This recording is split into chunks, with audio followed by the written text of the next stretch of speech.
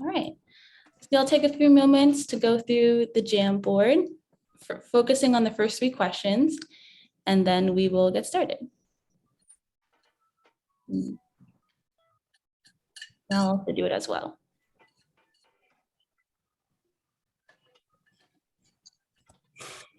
Put stuff in the chat or what? As Jamboard. Yes. If you guys are having any difficulties, just let me know. Okay, I'll keep sharing my screen actually.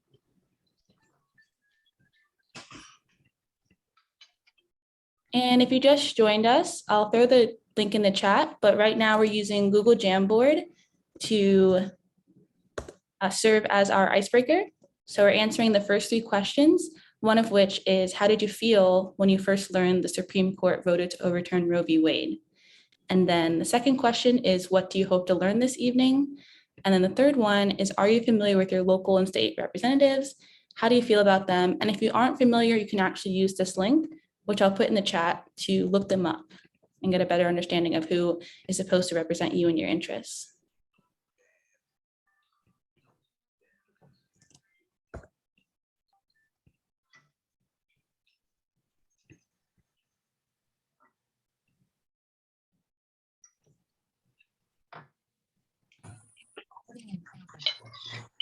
Okay, I'm probably going to sound like a broken record. We have a few more people who are joining. So once again, hey everyone, welcome, welcome. Right now we're doing an icebreaker. So the link is in the chat. What you'll be doing is you'll be using a sticky note on the left-hand column to answer the first three questions on the Google Jamboard. The first one being, how did you feel when you first learned the Supreme Court voted to overturn Roe v. Wade? And then to answer the other two, you just use this button right here to go to the next frame. Second one being, what do you hope to learn this evening? And the third one being, are you familiar with your local and state representatives? How do you feel about them? And then if you aren't familiar, you can use this tool to look up who is supposed to represent you and your interests. So just take maybe 1 or 2 more minutes and then we'll get started. I would like to end around 8 o'clock. I know people are busy and we have kind of a jam-packed session. So we'll just take a couple of minutes and then we'll go ahead and get started.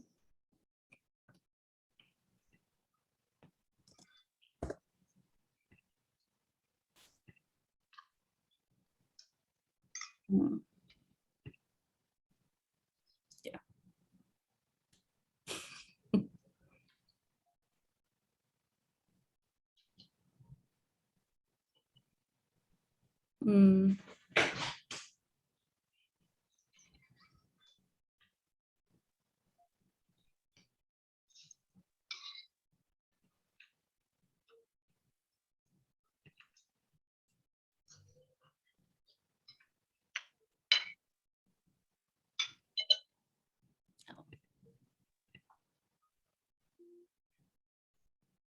Okay, well, it looks like people go ahead and wrap up your answers, y'all. Don't forget, if you can get a chance, to get over to slide 2 and slide 3 over as well. Okay. Okay, great. So I'm going to pick on someone in the audience. Cynthia Lester, do you mind unmuting yourself and sharing what you wrote on the first slide for how you feel about, how did you feel when you first learned the Supreme Court voted to overturn Roe v. Wade? Well, I was angry about it. Angry that our rights were getting taken away, and scared about what the future could bring, right? This is a pretty landmark case that a lot of other things were built upon. So what's going to happen next? What's going to happen to just people with uteruses in general? And I'm pretty scared for people. And, and for myself. Yeah, I feel that. Well, thank you for sharing your sentiments with us. I'm seeing a lot of people are feeling frustrated, scared. There's a little bit of hope in here. But yeah, like you were mentioning, a lot of our rights and other landmark cases were built off of this one, and the fact that the government should not be allowed to invade in our privacy. Oh, it's fair. Okay, so let's move on to the next frame. Does anyone want to unmute themselves and share what they hope to learn this evening? I would like to read the thing that I wrote. Mm-hmm. It was the one that I made bigger. It was like, learn how to work with other organizations in the community to fight against this. Yes. I think there's the best way to win against. You knew that was me, of course. Melanie knows. The best way for us to fight against this is by, doing what Shelby is doing, but making sure that we all are connected and knowing what certain organizational strengths are, the resources that we have, and how we can fight to really ensure that our rights are not being taken away. Our rights have been taken away for a long time. Talk about who's our rights. Black people have had their rights taken away, voting rights for the longest time, and so many other things. So anyways, I'm sorry, that was I'll talk about that. That was mine. Thank you. And we're definitely going to get into that, but I think it's good. We're like warming ourselves up, feeling comfortable sharing. Okay, so let's move on to the last question. Let's see. There's a lot of stuff here. Does anyone want to unmute and share what they think about their local and state representatives? I can speak on it. Okay. I don't want to take up too much space because I feel like everyone knows my opinion. But I put two up there. Mm-hmm. But basically, we have Democrats, and they ain't worth nothing. I feel like Tant needs to be replaced because she's not really a strong Democrat. She's not she doesn't have a grassroots progressive mindset. I'll say that. But I also think that most of our elected local electeds also need to go because of the fact that they are comfortable with business as usual. Actually, when you hear them in their meetings, they'll say, like, they'll recite what the rules are, but it's like, yeah, we some of us know, we don't care. That's why we're trying to elect people that are willing to figure out how to change policies to better serve people. So, when they say, oh, that can't be done because the ordinance says this, or even Diane, she'll say, well, I'm not an attorney, so I can't comment on, we elect you to change policies and ordinances. We don't elect you to throw out program ideas. Like, that's something that we do as community, so there's too many of them hiding behind, oh, a program can help people. Like, no, you're there to change ordinances, period. Right. And you don't have to be an attorney to do that. Trump was president. He definitely ain't an attorney. So yeah, I feel like we just need to clean people out. We need to push people out of office. Yeah. And we need to be organized and coordinated in that effort as well. So I think these are really great points. I'm looking forward to our conversation. So let's go ahead and dive in. Oh, pressing the wrong button here. And another thing is you guys can keep the Jamboard open as we go through the question. As we go through the discussion, you'll be able to also use this to write your responses and thoughts down as well. Okay, back to the slideshow.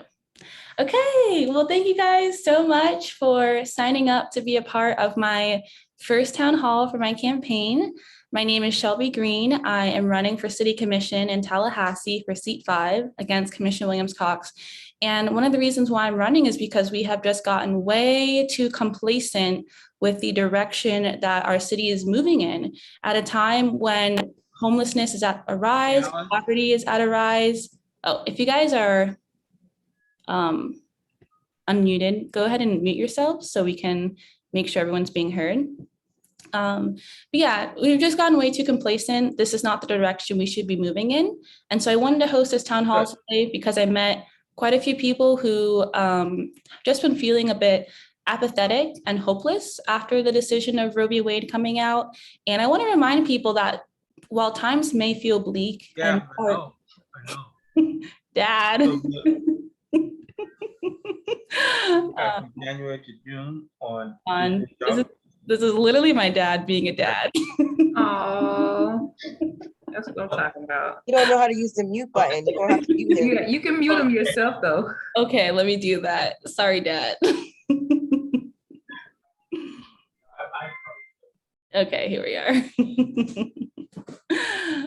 Yeah, so I just wanted to make space for everyone, and also one, to be cathartic for people to get their emotions out, express themselves, but two, to also be informed and organized and figure out, okay, this is where we are currently in this point in time. What can we do next to make the sure- name on my Zoom. Okay. Let me make people host as well so they can control things. All right, let's see, a little bit of technical difficulties, but that's okay. Okay, moving forward. All right, so we already did the icebreaker. That's good. Like I mentioned, we're here to discuss the overturning of Roe v. Wade and the actions we can take at the local and state level to minimize its political impacts and also provide a shield to the most vulnerable who will be impacted by this decision. So the panelists that we have for today, if you guys want to go off mute and just introduce yourselves and share a couple of words, we can start with the members from Melanin Mothers Meet.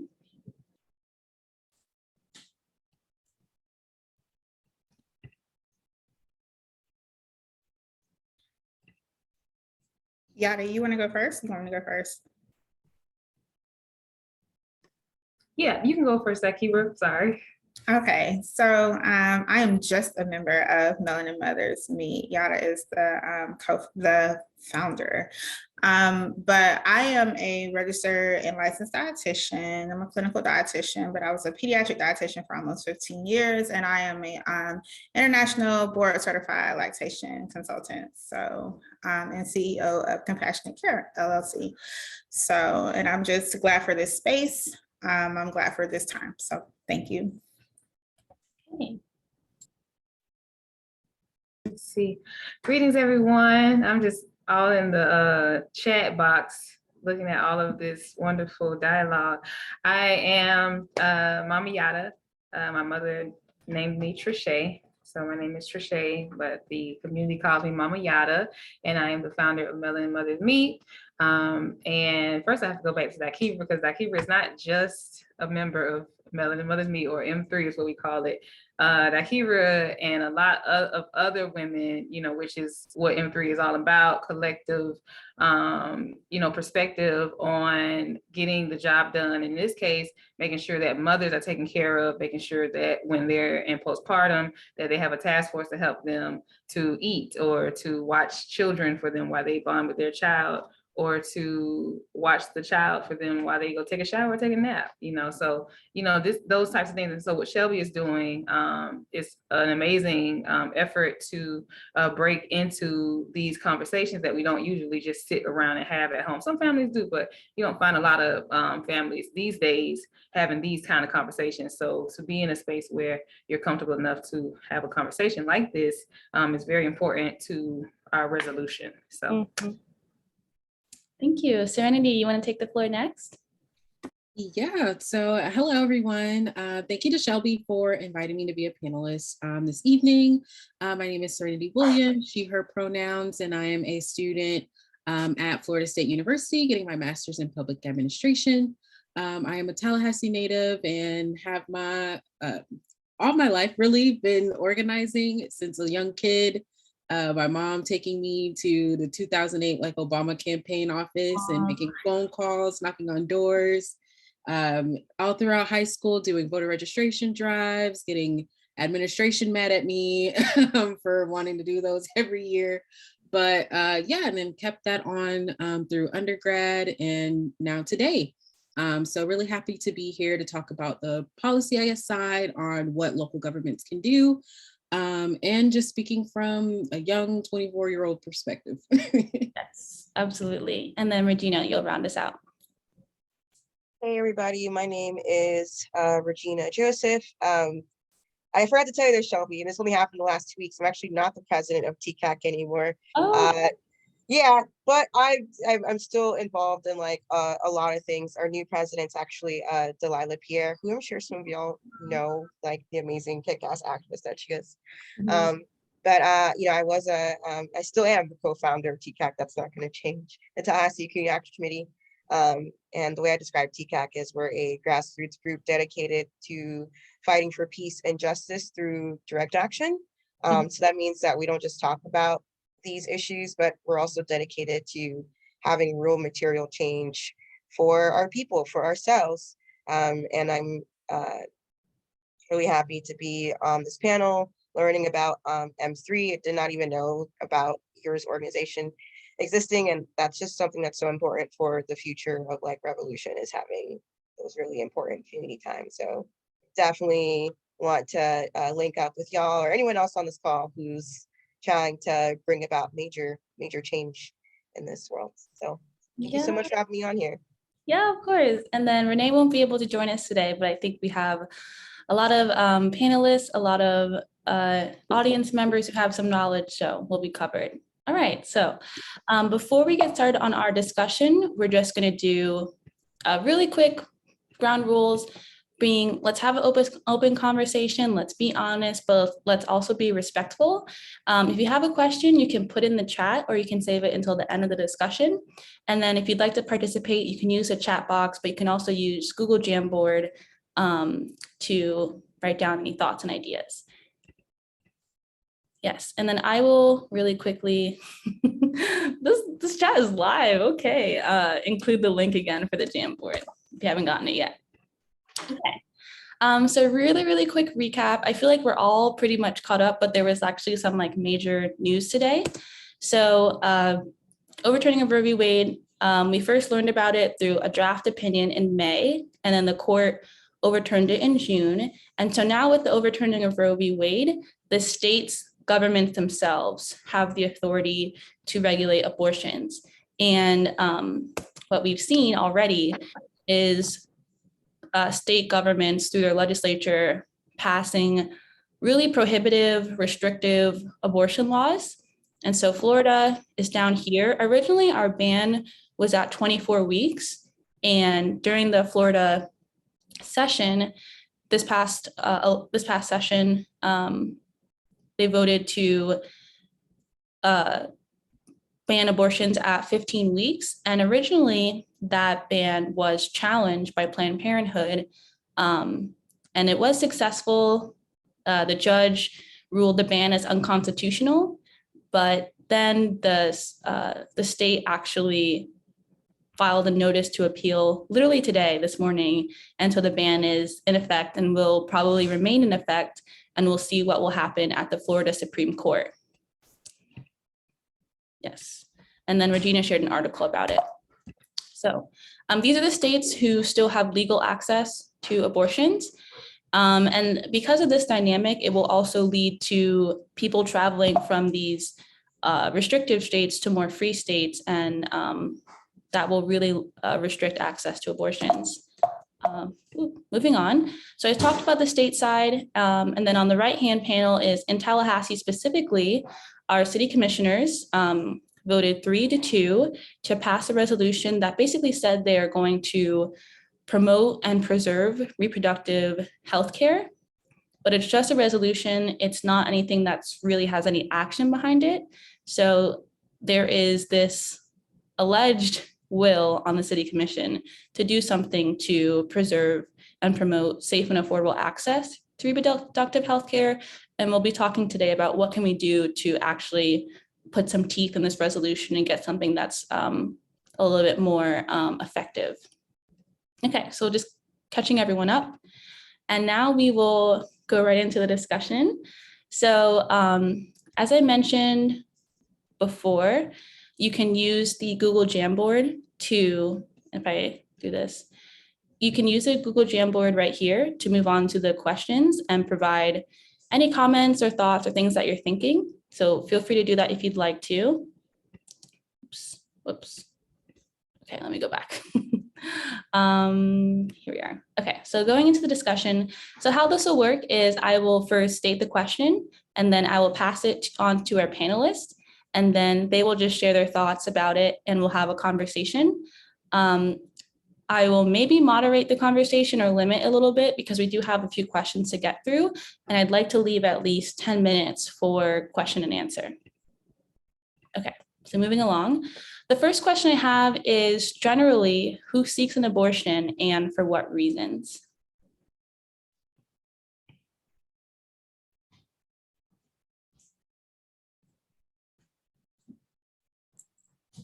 So I'll speak up on it. Mhm. So generally, people who are looking to get an abortion, there's no like one specific type of person. There is a wide range among all demographics. It tends to be medical. There are medical reasons. Some people don't want to, some women just don't want, some women have health reasons why they can't carry to term. They have maybe a bifurcated uterus. They could have mental health issues that need to be medically managed, to where if they carry to term, it can have an adverse effect on the mother's mental health. And I can share a story about that later, but there could be problems with the baby, obviously, that are caught early. Unfortunately, some people have found out like right before what was the legal limit in the country, up to 24 weeks. Some of them find out at 22 or 23 weeks that the baby actually is not viable. And so that could be controversial. And then you have the financial, where some people just, you know, they can't afford it and they don't have any children at all. But sometimes you have couples or married couples who have 2, 3, 4, 5, 6 kids, and they're like, look, we cannot afford it anymore. So there's a lot of different reasons. And then some people just don't want to be pregnant. If you've never been pregnant before, I can just tell you as a mother, it's not easy. And some people are like, hey, I've done this once or twice or 3 times. I cannot do this anymore. So there's so many different reasons people seek an abortion. Yeah. Does anyone else want to add onto that? That was so well said. I mean, I was just going to say, any woman, any general person who has a womb, who, if they don't want to have the kid, they're going to have an abortion, or they'll try to seek an abortion. So really, it's anybody. It's your sister, it's your cousin, it's your neighbor. It's really anyone. And again, like she said, it can be for any reason, it being medical, and again, for family planning reasons. So the spectrum is just super wide. Yeah, it's very wide. Well, I will say is in Florida from 2019 data, about 96% of abortions that occurred happened before that 15-week period. But that doesn't mean that we should be supporting a ban that halts abortion at 15 weeks. People should have access to abortions, especially safe abortions, especially longer than 15 weeks up to the pregnancy. You never know what can happen. So I just wanted to put that statistic out there. Okay, moving on to the next question, which is how expensive are abortions now generally, and how expensive could they become for those who would have to travel to or from Florida to receive them? So just reminding you all from that map, Florida is in the Bible Belt, and we do have access to abortions, but up to 15 weeks. So it could be people from other states coming to Florida to access abortions before that 15-week period, or people in Florida leaving after that 15-week period to go to a state where it's legal. So how expensive are abortions now, and how expensive could they become?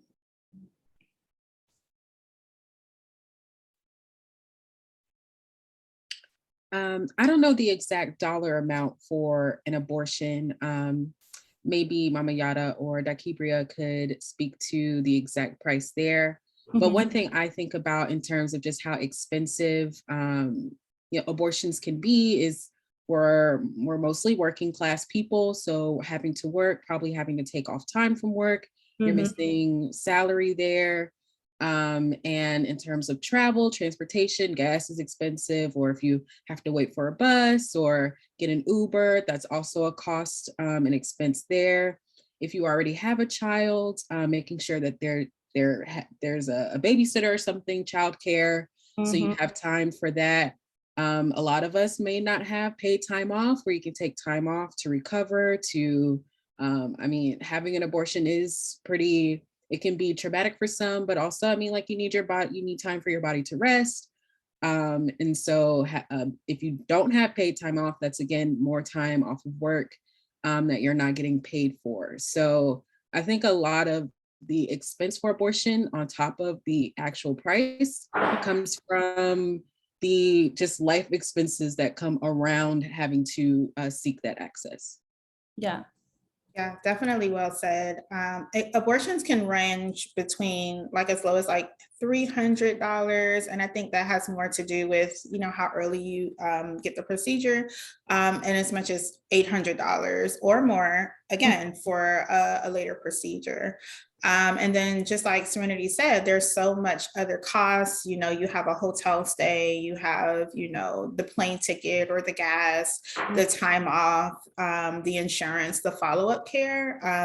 I know just when you have a baby, the follow-up care is like other co-pays and things like that. So you still need to follow up with a medical provider. And if you're having to pick up and go to another city, for example, if you have a late term termination because you know, it's not viable, that person, if that was in the state of Florida, that person would have to leave the state of Florida. I'm sure you guys heard about the woman, and that's the second time I've heard, but she's, you know, her baby was having seizures in utero, and she found out right at 23 weeks. So she had to pick up and leave the state that she was in because her baby wasn't viable. But from then on, the baby was having seizures several times a day. So she has to pick up and go, and I'm pretty sure there's a lot of aftercare for herself, and while her body heals, because at that point you're 5 months pregnant. So it's quite a late term termination. So it's so much to consider, but it's quite expensive. You're talking thousands of dollars.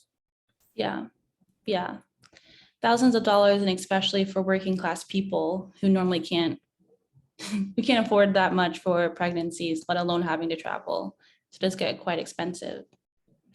Okay, so now we're going to move into, in terms of like thinking about what are some things could be done at the state level to prevent unwanted pregnancies. I think there needs to be more room. No, you can go and I'll go right after you. Oh, okay. Hey, Miss Regina. Okay. No, I think, and this is something that M3 offers, is a lot more sexual reproductive health education, you know, fertility education, normalizing fertility education. This is what it looks like when you're fertile. This is what it looks like when you're not. You know, just these types of things, and for all types of women, anyone who can, you know, have a child, because I think that we kind of depend on, you know, I'll probably step on toes, but, you know, we kind of depend on society to teach our children, and not on purpose, a lot of us, but a lot of us, we're busy. We're really too busy to truly sit down with our children the way we must in order for their revolution to be better than ours.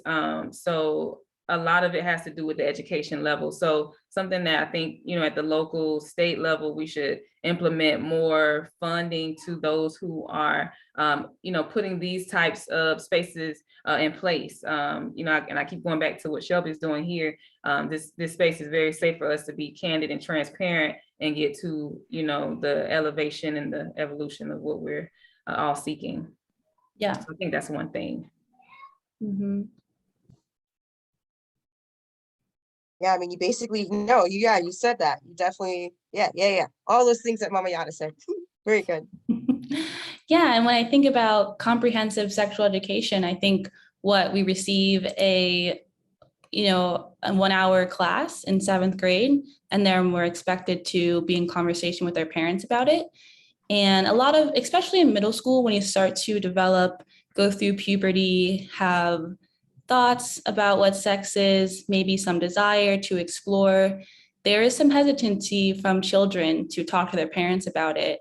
And then when it's only being offered at in a 1-hour class in school, where do you go to get your questions answered? So even in terms of just having a state digital forum, like they have one in the UK where teenagers can just go online and ask their questions about what sex is, what a condom is, how to use it, just like more transparent spaces, especially digital, for young adults and teenagers to ask their questions. And that's something that could be run at the state level and certainly at the local level. But I wanted to hear Serenity if you wanted to chime in as well. Yeah, sex ed is the biggest thing that I think local and state governments can do. I mean, I think comprehensive sex ed can help in so many different things, but also I think that also, again, includes family planning and talking about that as well. And in terms, I mean, like sex ed can help in if there's children who are being assaulted at home, being able to identify what that is, what that looks like, and having that conversation be open might have like them feel comfortable to come forward to a teacher or someone about that. Also, I mean, again, having cities to increase family planning budgets and putting money towards that would also be a great help. And I mean, maybe that high schooler feels like they're ready to start a family. But I mean, having someone to help them through that thought process if they're really thinking about doing that. But again, making sure that they have the choice that if they want to have the baby, they can. And if they don't, they can move on. But I think sex ed is definitely the biggest part. And in Florida, it's not required for counties to, or for schools to give sex ed.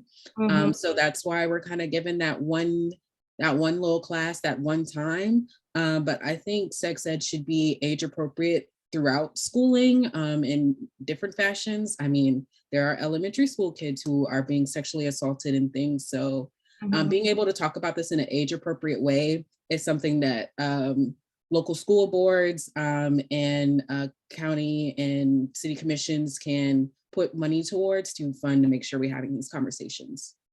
Yeah, and then I'm just going to move on to the slide, but we'll continue the conversation. So talking about the local level as well, we have 2 universities here in Tallahassee, Florida State and FAMU, and then we also have a community college, TCC.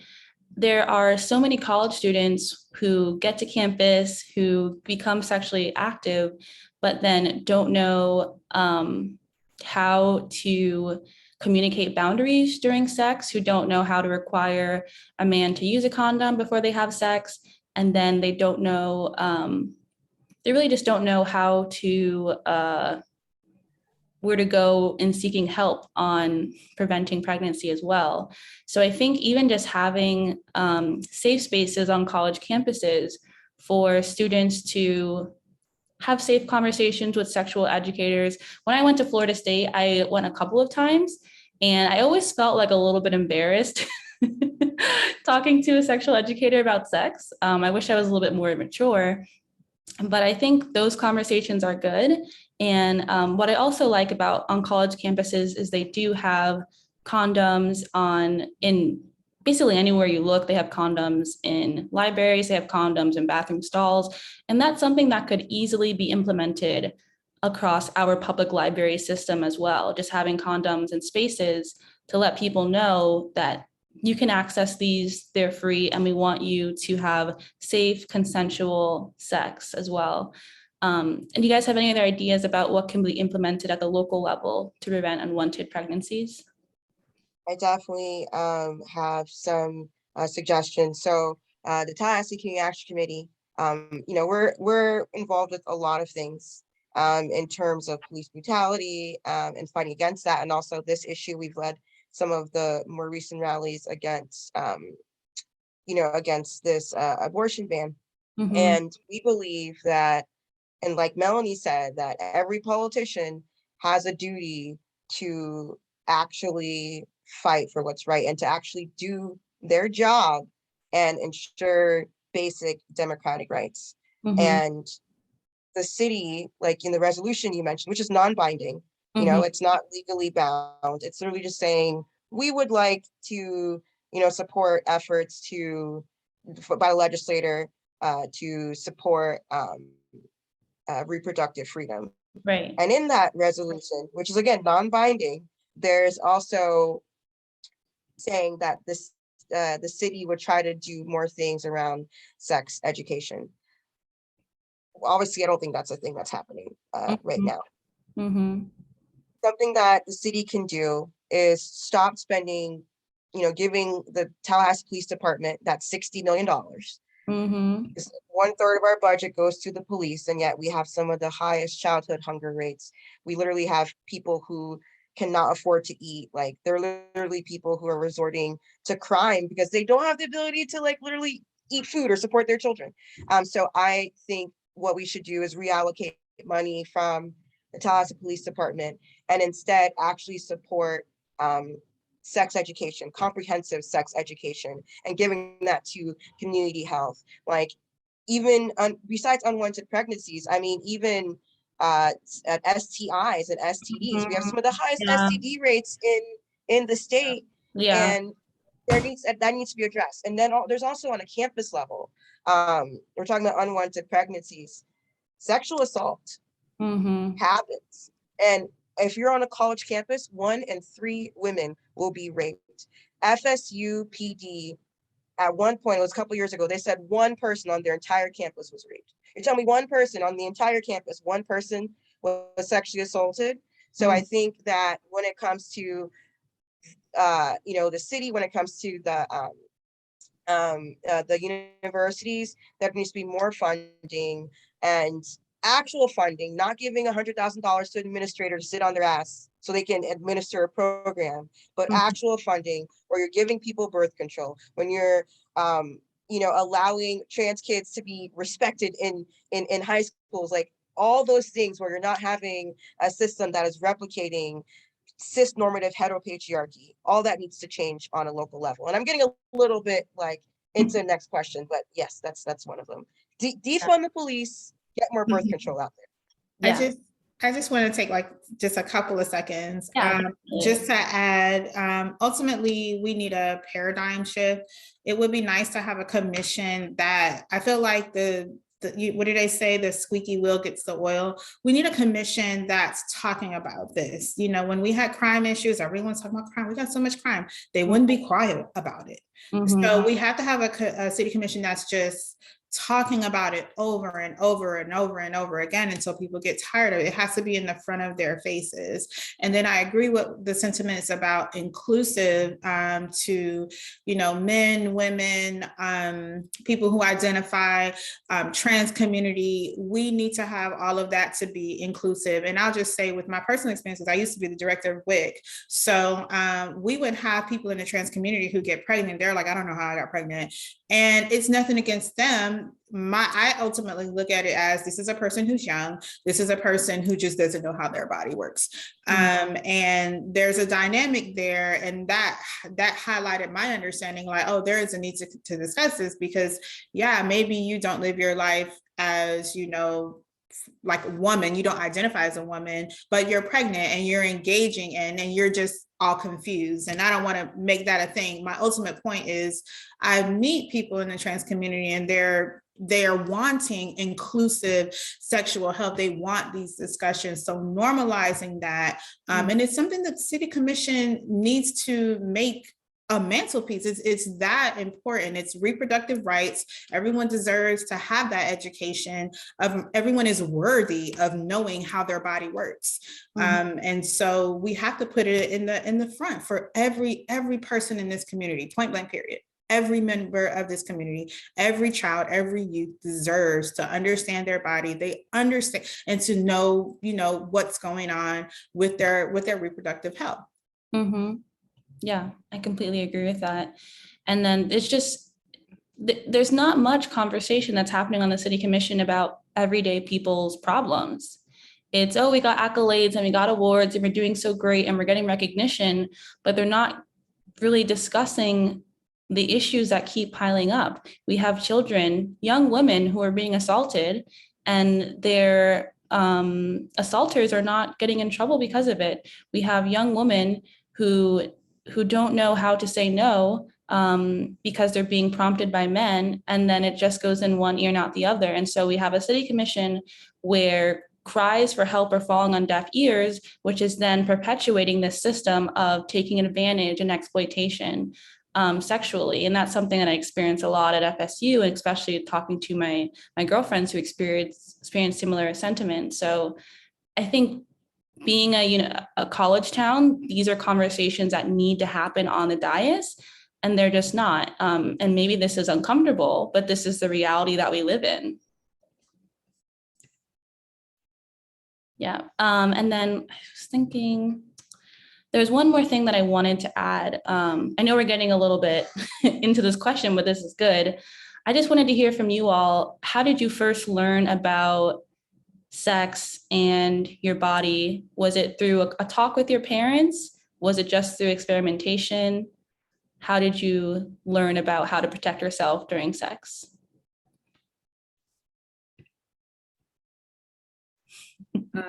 Well, for me, I remember having sex ed in 5th grade, but it was sort of just like, girls were separated from boys, and all we talked about was like girls have periods. And that was pretty much it. And so all throughout the rest of my life, learning about sex in my body has been me and Google, and I don't think that's good.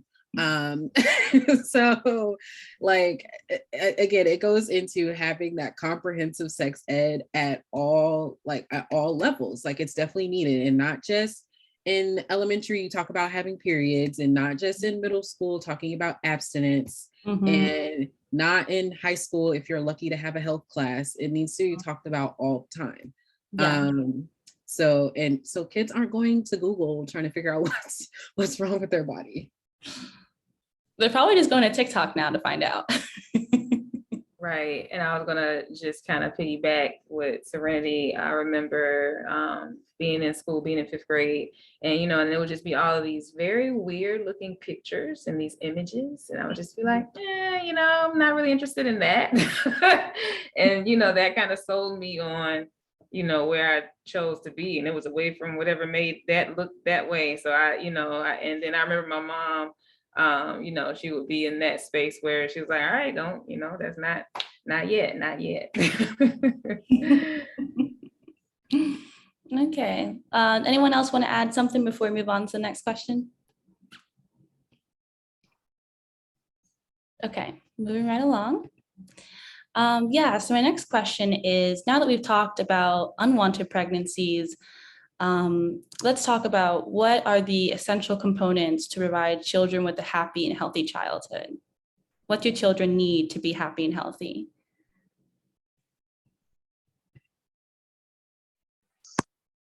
We should live in a society where you can be a Black child and not be afraid of being gunned down by the police.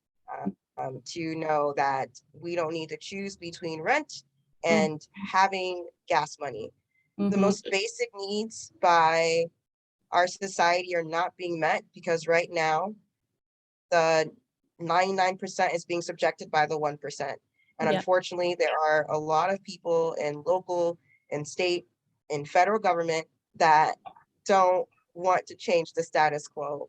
So with community support, with electoral power, with money, people power, and all those other things, like, we just need to get rid of all the people that stand against having a better future for our children, to make sure that no one's being forced to have children they don't want to have, and then those children being in foster care, and then those children in foster care who are being in abusive homes. Like, we need to have a complete overthrown revolution of the society. But in the meantime, let's fight for all we can win and have meaningful reforms and meaningful people to make about that social change. Yes, Regina, I love it. I wanted to add to that. When I look at this question, I was looking at it earlier, and I'm just like, man, what would it be like to have a happy, healthy childhood? Would I know? Would we know? Yeah. Did we experience a happy, healthy childhood? If we didn't experience it, how do we give it to our children? So Right. it's just like, okay, you know, maybe the first thing we should consider when we're looking at this question is letting go of the fact that our childhood is not what our child's childhood is going to look like. So we can't do anything about that. You know, all we can do is move forward and attempting to create a better space for our children to grow in. And the only way for us to do that is to make sure that we are in a happy, healthy space. You know, and make sure that we are taking care of ourselves. Are we showing ourselves the self-love? And sometimes, you know, for one person, it can be getting their nails done, but for another person, it can be going to therapy. You know, so it really just, you know, comes back to, it dials back to the fact of who we are. We look at ourselves in the mirror. Who do we see? Who are we every day to ourselves? Right. Yeah, I think it requires, families need to have financial, emotional, mental stability in order to take care of children, to help them lead a happy and healthy lifestyle. And that is where our state and local government should be supporting housing, building resilient, self-sufficient, sustainable communities where children can play outside, where children have access to adequate education, where children feel supported and loved. And it just, this abortion ban just gets me really frustrated sometimes, thinking about they're putting a lot of effort into protecting the rights of children inside the womb who are non-existent yet, who are unborn. And what about the children who exist here already, who are being killed by gun violence, who are being silenced and ignored and dismissed, and are walking around this world in just a pit of hopelessness? What about those children? So, Absolutely. yeah. I agree. I would add to, well, the whole thing with the abortion and saving kids, that is smoke and mirrors from these politicians. So let's just keep it real. We really need to normalize parenthood. I'm a mother, so I relate to the term motherhood. With children in spaces. I mean, even when you get on a plane, someone sees a child, they're like, oh my God, there's a child. It's a child. Okay. We don't really, and when you have that, you don't want to be around kids. Of course, you're not going to have people pushing policies that, you know, for all of the things that you guys are saying, housing, education, hunger. I cringe. Like when I know there's a hungry child, I cringe. So I don't understand how anyone can sleep at night and say, well, let's spend some money on a stadium.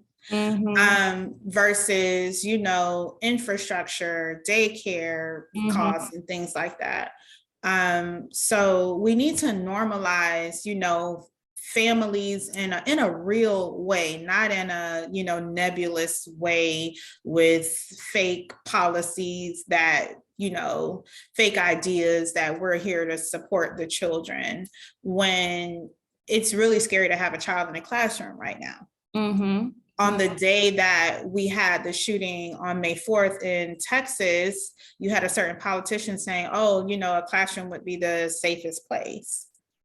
I mean, so we need people who are in tune to it. You know, I'm done having children, but it doesn't mean that I'm not going to be putting children as my focus. They're our future. So we need people who are really, truly, indeed, in action and word and doing, truly, truly here to support children, support families, and really their specific needs. So we really, really do need a paradigm shift. When you're in other countries, they talk about how children are this, and we need to do that for children. We need to do this for mothers and people who are carrying babies and having babies. Even things like breastfeeding is not prioritized. And no, everyone cannot nurse and provide, you know, their milk for their baby. But for the people who can and want to, why are we not prioritizing this first sacred food for these babies?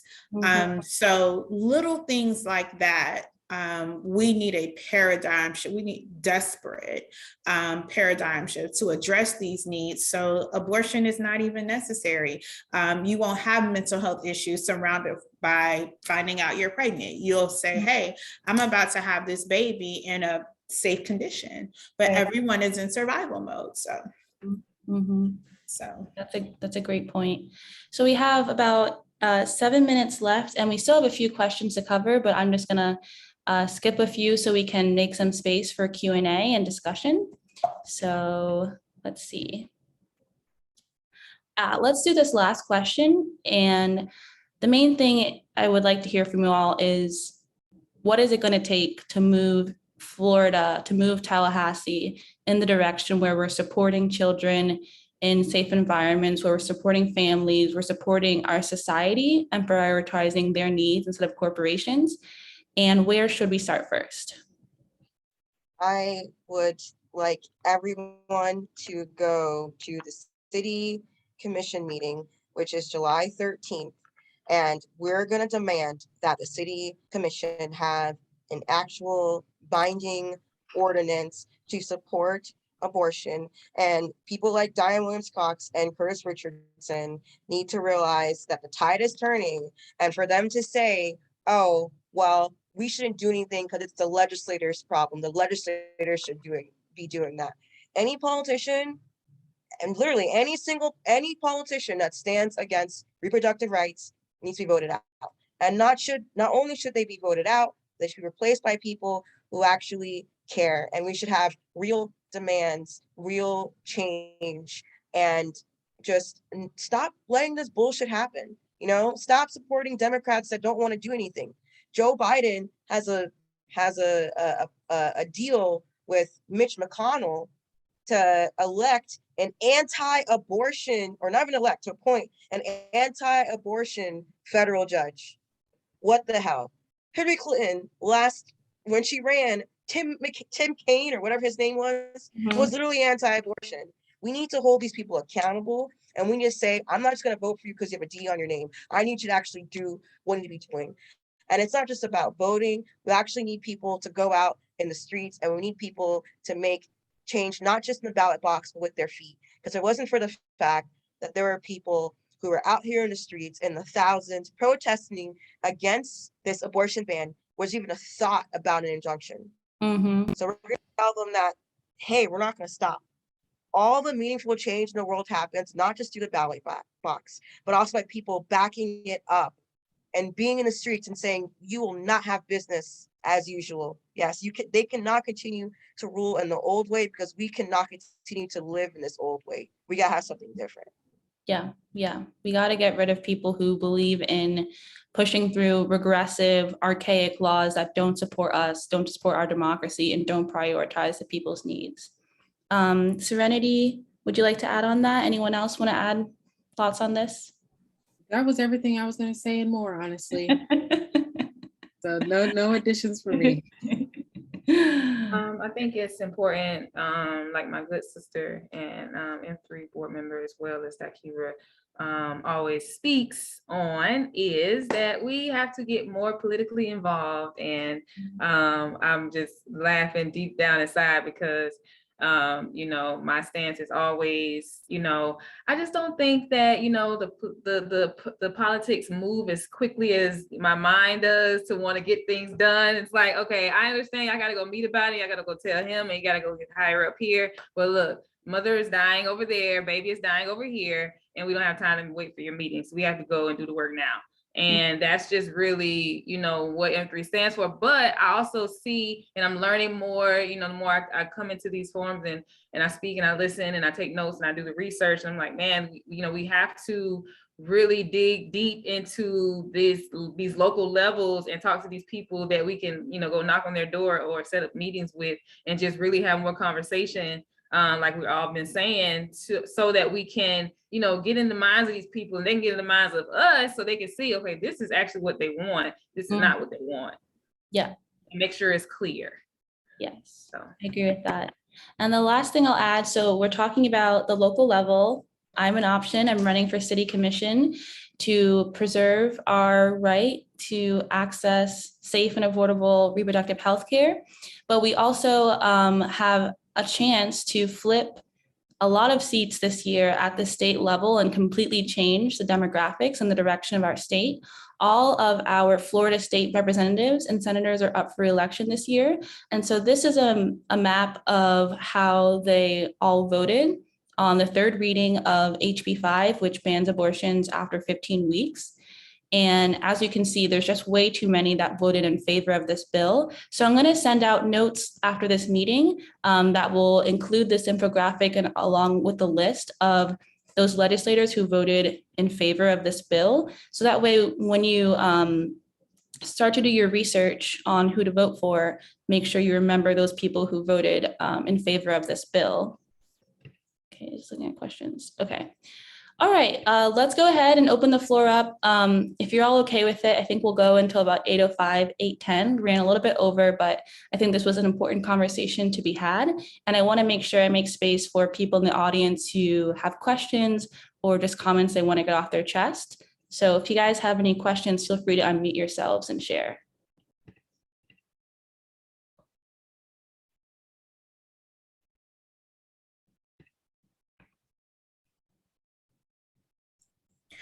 I'll start. If you want to support birthing parents, support Black mothers, you don't have to be interested in being a parent yourself or having a baby.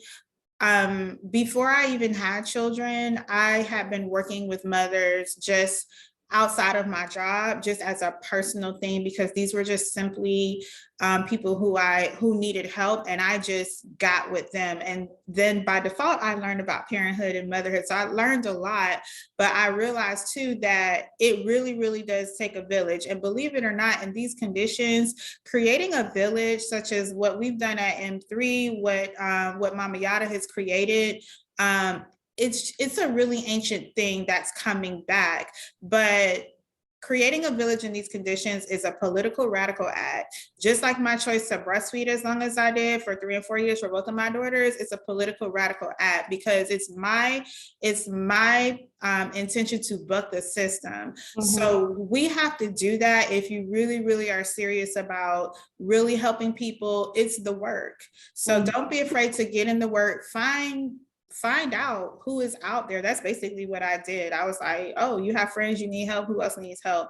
And what Mama Yada did was she just created the same thing. So you just have these layers of support, and you don't have to create an organization. You can do that within your own community. You can do that with your own family. I did the same thing with all of the women in my families. So you can get in there and just help people. And like I said, you don't have to wait. You don't have to wait. And what'll happen is the politicians will come knocking on your door like, oh, how did you create that model? I want to know more about it. Then you can decide if you want to expand. But my point is, don't wait on people. Get in there and just help, because each one teaches one. And that's kind of how we got to this point today. Just each person going along, sharing with their friends, sharing with their girlfriends or their husbands or their other friends in their communities. And that's really how it goes. And there's nothing new about that. Yeah, I love that. Yeah, I think it's something that we, kind of stray away from, because like I was saying earlier, we're so caught up into the time, got to be here at this time, got to be there at that time. We have to, time, it's never enough time. So when you finally sit back and you realize, man, it's been 10 years, and my child looks like an adult now, you know what I mean? And so it's like, you have to really buckle down on, like my sister said, bucking that system and taking your time back and doing those things that might not be in everyone's favor to do or to agree with. But like my sister did with breastfeeding, I did both of my children with breastfeeding, and I had both of my children at home because I just didn't want to have my child in the hospital. And I think a lot of mothers, what they do is not necessarily want to do the same thing, but they want to have that confidence it takes to do something that they can decide on. Hey, I decided that I wanted to do this and it went this way.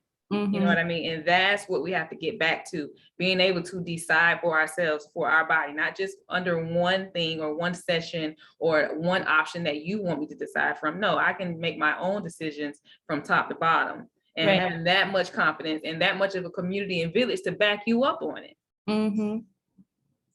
Absolutely. Having our own autonomy to make our own decisions, whether it's about life or our body in general, and then having a village to support us in that endeavor. That's important. Okay, you guys are so quiet. One more thing, I don't mean to do too much, but I'm trying to give everybody a chance. I have a question. Oh, we got someone that has a question. Go ahead. Yeah, so my name's Anita Atkinson. I'm Shelby's sister. I just been recently thinking about this because my sister-in-law, she got pregnant a while back, and I went to a baby shower this past weekend. And every time I think about this, I kind of cringe. But my question is like, how do you like stomach the fact that like having a child in 2022 America right now with all the social issues, racial issues, and what's the word? Um, just the disparity between economics right now, just like the social gap, a monetary gap between organizations or between people today. I was listening to like a podcast, and this is probably not really affiliated with the question, but like almost 1% of Americans are where we are, and 92% of the actual money that is created in America is the 1% of Americans that are like billionaires, trillionaires, have so much money.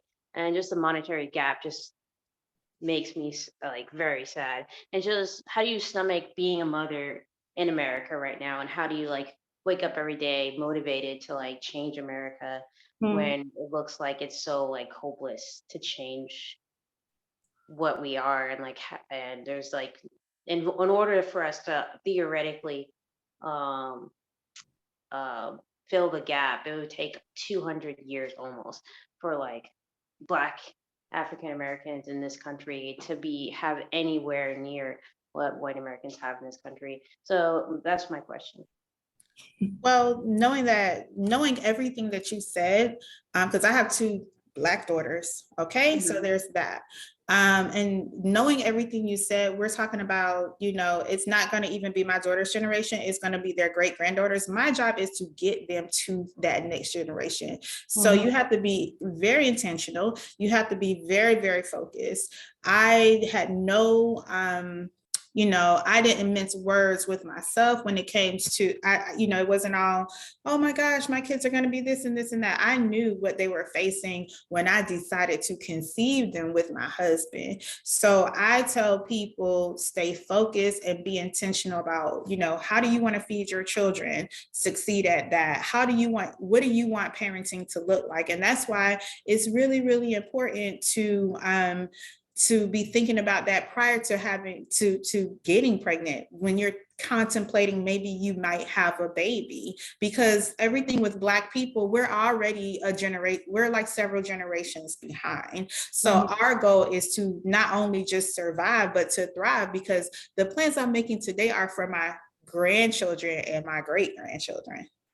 So that's how we have to be in order to get to the point that maybe 200 years from now, which is the reality for Black people, things will be a lot better. So you just have to be intentional. I was excited about having children.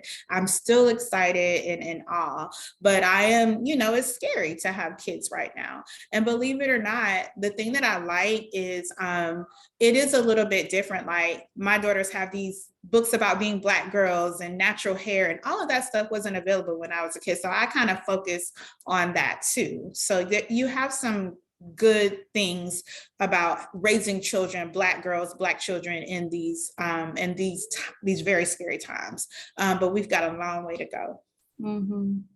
That was beautiful, sis. I just want to say one more thing too to that. Is just, like we talk about all these things that we want to see, and it would be kind of sad if you didn't teach that to someone, like I think I'm not a mother, but just like thinking about like my younger nephew, or I have a niece that's the same age as me, don't ask how that happened, but just like teaching our younger folks new things, whether even if that isn't a child of yours, but maybe a child at the school or the community center or something. I think there's always a teaching opportunity. And like she said, there's so much information that our Black kids are missing. And we know what that is because we missed it as kids too. And so I think just thinking about, hopefully they're learning from us, from people who are trying to give them good information and not learning from people that are trying to give them bad information. So maybe thinking about it like that. I I appreciate it. think we have to be more involved, when it comes to having children, especially nowadays. We can't just, send them to school and just think that everything is going to be okay all of the time. Because we see what's going on in the school systems, we see what's going on in school environments, and they're just not as safe as they used to be. The food isn't as safe to eat as it used to be. That chicken that we're eating is not the same that was in grandma's backyard back in 1964. So, you have to really dive deep into your everyday awareness, being in tune with yourself, so much so that you're picking up things in your discernment. You're picking up things and say, hey, this feels good, or this doesn't feel good. So just being that more in tune with yourself, to be able to make those types of decisions for ourselves and for our children. So taking that choice back, saying, hey, this is going to be my choice, not your choice. So and when you get to that point where you have that much confidence, people aren't going to be able to do anything but take you serious and come and take notes from you to see how you're doing it, how you're getting the job done. Like the sister said, the politicians are knocking on your door.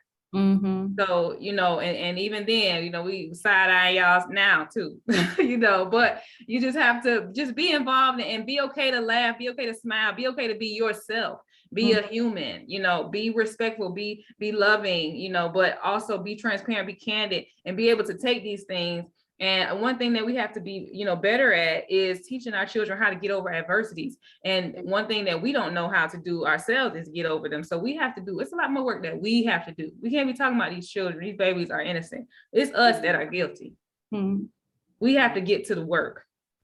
Yeah, absolutely. I also want us to say that we should have revolutionary optimism, because if we weren't hopeful for the future, then we wouldn't be on this call. We wouldn't be doing the things that we're doing. And it's really important for us to be optimistic about the future, which is why I want to have children. Like I'm gay, so I don't have children the way that most people do. I'm going to have to go through different ways, but like I still very much want to have that choice to raise a child and fight for that better world for that child, for myself now, and also for that kid. So the way I think about it, even though I see all of this sadness and, all of the poverty and the racism, the capitalism, is that it won't be like that forever. And, in a way, I'm like raising people to carry on that like revolutionary spirit. I won't like push it on them, because kids hate that, I'm assuming, but to like that revolutionary spirit and raise that revolutionary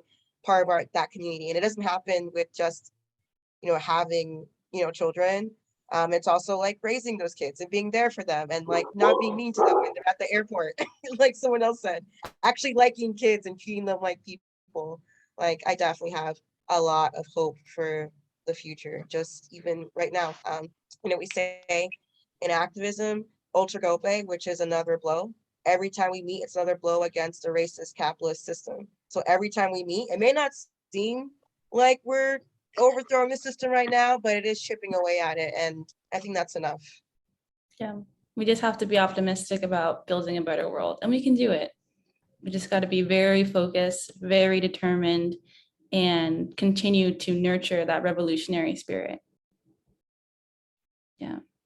Okay, well, I just want to plug really quickly that once again, I am running for city commission. And if you want to donate, if you want to volunteer, if you want to help us bring true, everlasting, positive change to Tallahassee that desperately needs it, you can use the links that I put in the chat to volunteer, to donate, and to also spread the word with your friends. So that was just a quick plug. And then we'll take just one more question and then we'll let y'all have your evening to relax, dissect what happened today, and continue to just prepare some of the brokenness in our society and help us move forward together. Anyone else have any other questions or thoughts? I have a question. So I just want to point out, hi, I'm Jasmine, Shelby's sister. I really enjoyed this forum because I feel like a lot of people, at least when I go on social media, are talking about like that they're upset and that they're discouraged. But this forum brings optimism and hope to people that aren't in favor of the abortion. So I guess my question is, how do you, like, everyone's talking about optimism, but how do you bring motivation to people that feel like that they don't really have a voice, or maybe they haven't had the time to sit down and formulate the idea that this isn't necessarily good for them, their child, like their grandchildren.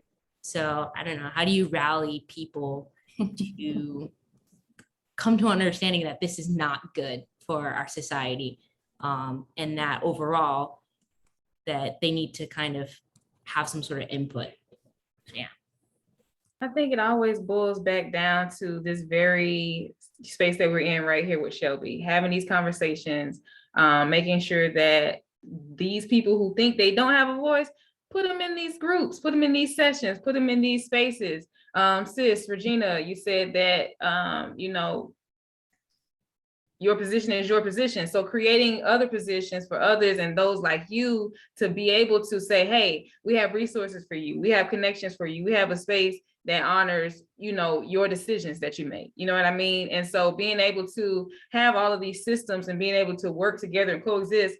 If somebody was to call me and say, hey, do you know any groups of mothers, who may not be heterosexual? Do you have this resource for me? Yes, I do. Her name is Regina Joseph. She's the founder of, and she has these, you know what I mean? So just being able to pick up the phone and really making it a reality, of our everyday, because we can do the same thing that the politicians are doing, Shelby, no offense to you, but just in the sense of, we can create these spaces, you know what I mean? It doesn't have to be, just because it's at City Hall or at the, it can be in the community. Shelby can be right here in, at these resource centers that are in the community, you know what I mean? And go where these people are, so I hope that gave you a little bit on that question.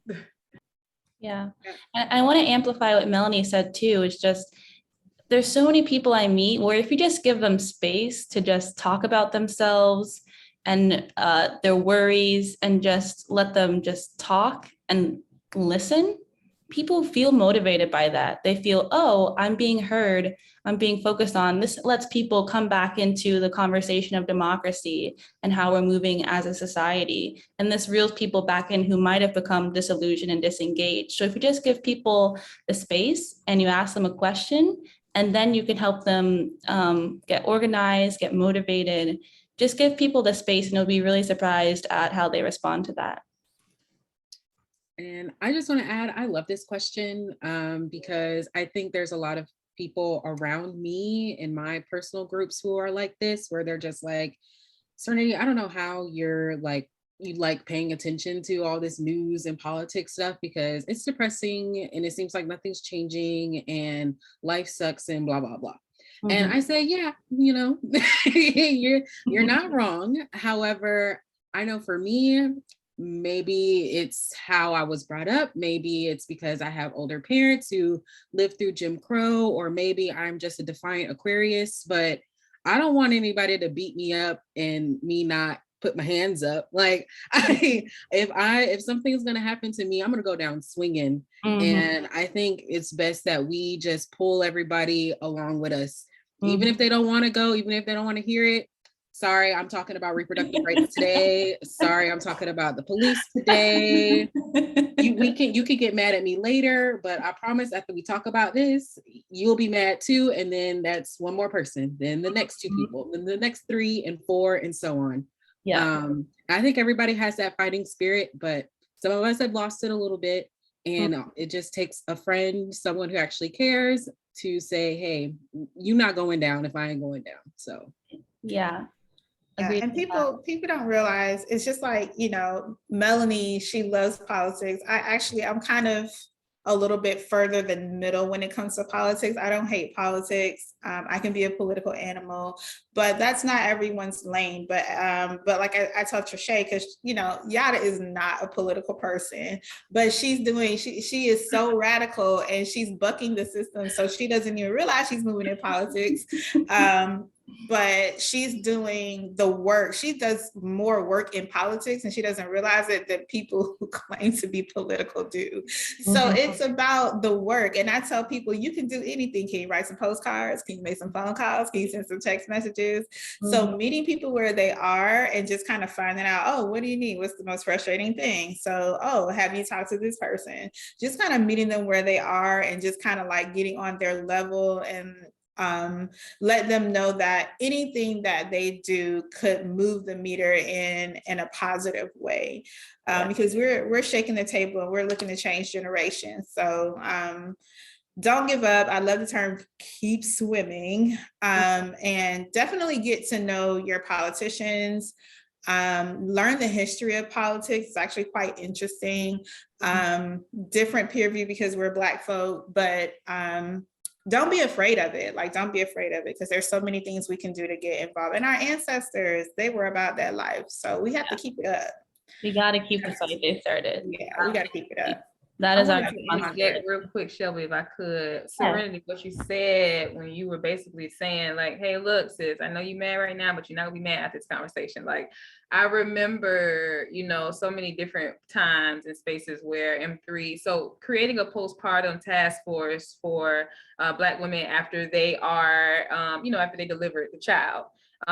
Basically, sometimes that can look like, it depends on the mom. So sometimes mothers have you know, family here, or sometimes they have a support system, sometimes they don't, and sometimes they maybe need a little bit. So it just really depends on how it looks. But a lot of the times I had to, like, you know, kind of like not force myself in, but like, look, sis, it's okay.